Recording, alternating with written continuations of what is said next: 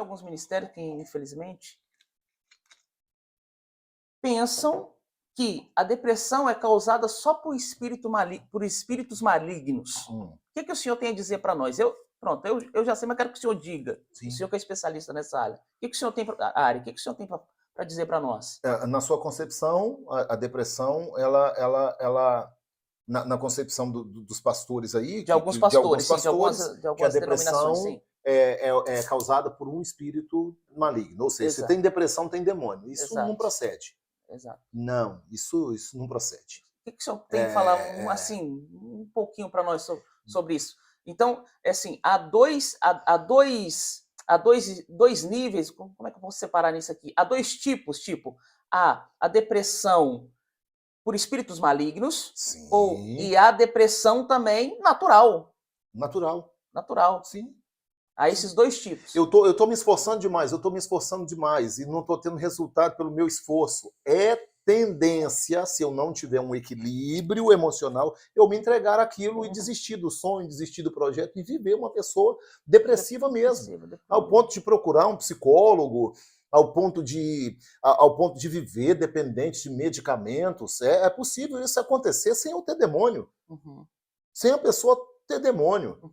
Eu vou dar um exemplo. Elias, ele entrou num estado tão terrível, depressivo, de depressão, que ele chegou a pedir a morte. E ele não tinha demônio. Mas se for irmos para esse ponto aqui, para essas denominações, então Elias estava possesso. Elias, então, estava possesso de demônio.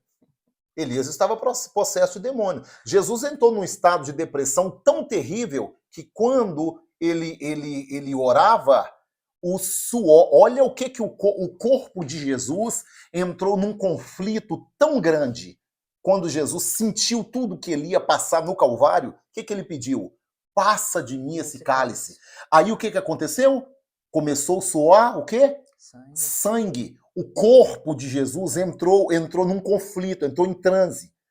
Naquele momento ali, Jesus estava num estado terrível. Que é comprovado hoje em dia cientificamente, se você chegar nesse estado, o seu corpo pode, ou seja, cientificamente é comprovado, não tem nada a ver de demônio, senão Jesus estaria... Senão Jesus estava com demônio. Né? E Jesus, ele afirmou que o demônio não tinha nada nele. Satanás não tem nada comigo, nada em mim ele tem. Jesus não estava endemoniado.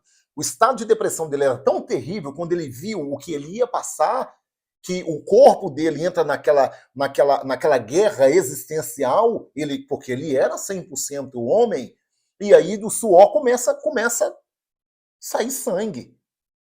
De fato, foi somatizado, sabe?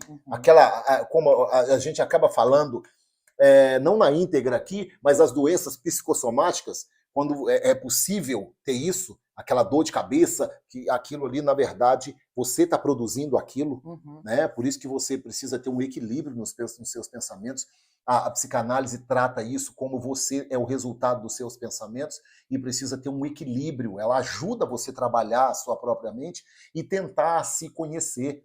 Então, ou seja, dentro da sua pergunta, não existe isso. A pessoa está depressiva, ela tá endemoniada. Não tem nada a ver uma coisa com a outra. Não tem nada a ver uma coisa com a outra. É claro que existem níveis de depressão que o diabo ele acha brecha, ele acha uma oportunidade para ele tomar o corpo dessa pessoa através da mente ou através do coração. Geralmente pessoas depressivas e tão endemoniadas. Escuta isso.